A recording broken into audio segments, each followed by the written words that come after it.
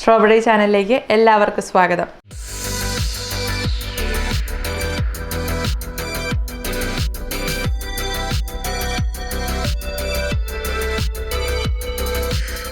Variety ടേസ്റ്റിലുള്ള ഒരു സേമിയ പായസത്തിൻ്റെ റെസിപ്പിയാണ് ഇന്ന് ഷെയർ ചെയ്യുന്നത്. ചോക്ലേറ്റ് സേമിയ പായസം.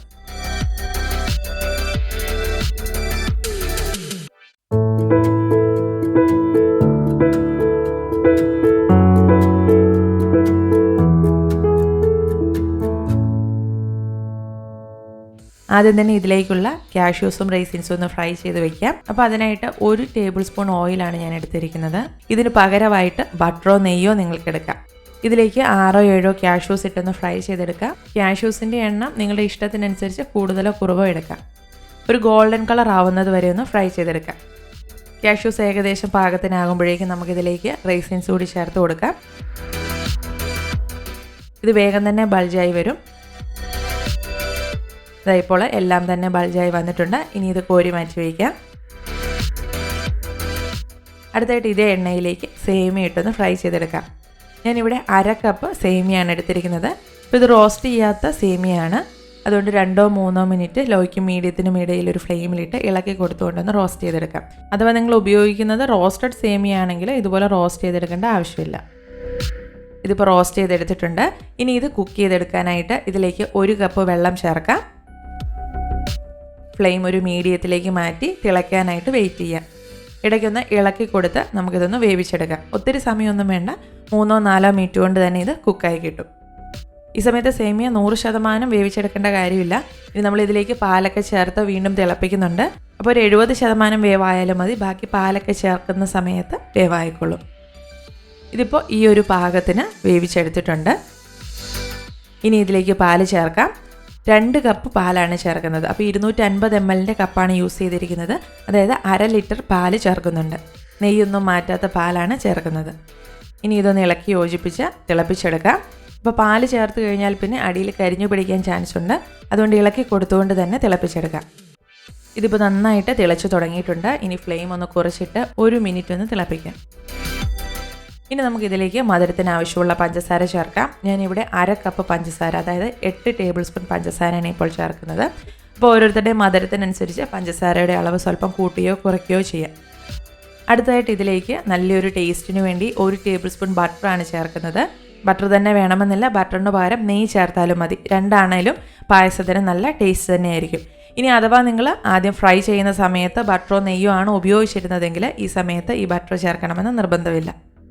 അപ്പോൾ ബട്ടറും കൂടി ചേർത്ത് യോജിപ്പിച്ച് കഴിഞ്ഞാൽ പിന്നെ ഇതിലേക്ക് ചോക്ലേറ്റ് മിക്സ് ചേർക്കാം. അപ്പോൾ 1 ടേബിൾ സ്പൂൺ കൊക്കോ പൗഡറും 2 ടേബിൾ സ്പൂൺ പാൽപ്പൊടിയുമാണ് എടുത്തിരിക്കുന്നത്. ഇതിലേക്ക് ഒരു 1/2 കപ്പ് നല്ല ചൂടുള്ള വെള്ളം ഒഴിച്ച് ഒന്ന് മിക്സ് ചെയ്യാം. ഇതുപോലെ മിക്സ് ചെയ്യാതെ ചേർത്താൽ ഇത് പായസത്തിൽ നന്നായിട്ട് അലിഞ്ഞു കിട്ടില്ല, കട്ടകളായിട്ട് കിടക്കും. അതുകൊണ്ടാണ് ഇതുപോലെ ചൂടുവെള്ളം ഒഴിച്ചൊന്ന് മിക്സ് ചെയ്തിട്ട് ചേർക്കുന്നത്.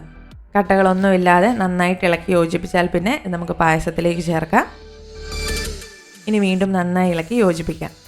ഈ സമയത്ത് കൊക്കോ പൗഡറിന് പകരം നിങ്ങൾക്ക് ചോക്ലേറ്റ് വേണമെങ്കിൽ യൂസ് ചെയ്യാം.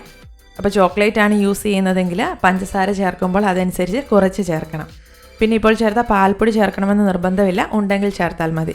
പായസത്തിന് നല്ല ചോക്ലേറ്റിൻ്റെ ടേസ്റ്റ് ഇഷ്ടമാണെങ്കിൽ കൊക്കോ പൗഡർ 2 ടേബിൾ സ്പൂൺ വേണമെങ്കിലും ചേർക്കാം. അപ്പോൾ അതും കൂടി ചേർത്ത് നന്നായിട്ട് മിക്സ് ചെയ്തിട്ടുണ്ട്. ഈ സമയത്ത് മധുരം നോക്കിയിട്ട് ആവശ്യമെങ്കിൽ കൂടുതൽ ചേർത്ത് കൊടുക്കുക. അടുത്തായിട്ട് ഇതിലേക്ക് 1/4 ടീസ്പൂൺ ഏലക്കാപ്പൊടിയാണ് ചേർക്കുന്നത്. ഇതിന് നന്നായിട്ട് മിക്സ് ചെയ്തിട്ട് ടേസ്റ്റ് നോക്കി ആവശ്യമെങ്കിൽ കൂടുതൽ ചേർക്കുക. ഇനി ഇതിലേക്ക് ഒരു 1/2 ടീസ്പൂൺ വാനില എസൻസ് ചേർക്കുന്നുണ്ട്. ഇത് ചേർക്കുന്ന ഓപ്ഷനിലാണ്, ഉണ്ടെങ്കിൽ ചേർക്കുക, ഇല്ലെങ്കിൽ ഒഴിവാക്കാം. ഇത് ചേർത്താൽ നല്ലൊരു മണവും ഫ്ലേവറും ഉണ്ടാവും. ഈ സമയത്ത് ഇതിലേക്ക് 2 പിഞ്ച് ഉപ്പ് കൂടി ചേർക്കാം. അപ്പോൾ ഇതിൽ ചേർത്ത മധുരം ഒന്ന് ബാലൻസ് ആവാൻ വേണ്ടിയാണ് ഉപ്പ് ചേർക്കുന്നത്. വീണ്ടും നന്നായി ഇളക്കി യോജിപ്പിക്കുക.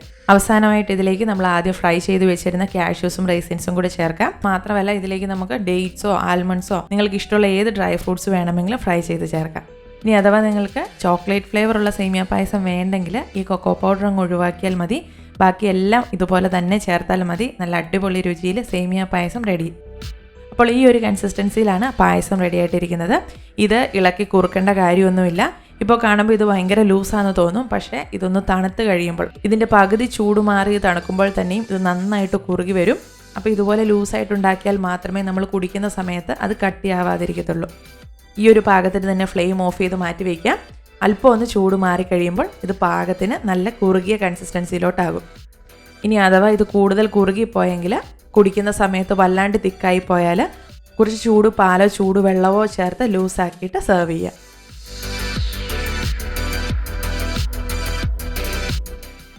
അങ്ങനെ അടിപൊളി ടേസ്റ്റിൽ ചോക്ലേറ്റ് സേമിയ പായസം ഇവിടെ റെഡി ആയിട്ടുണ്ട്.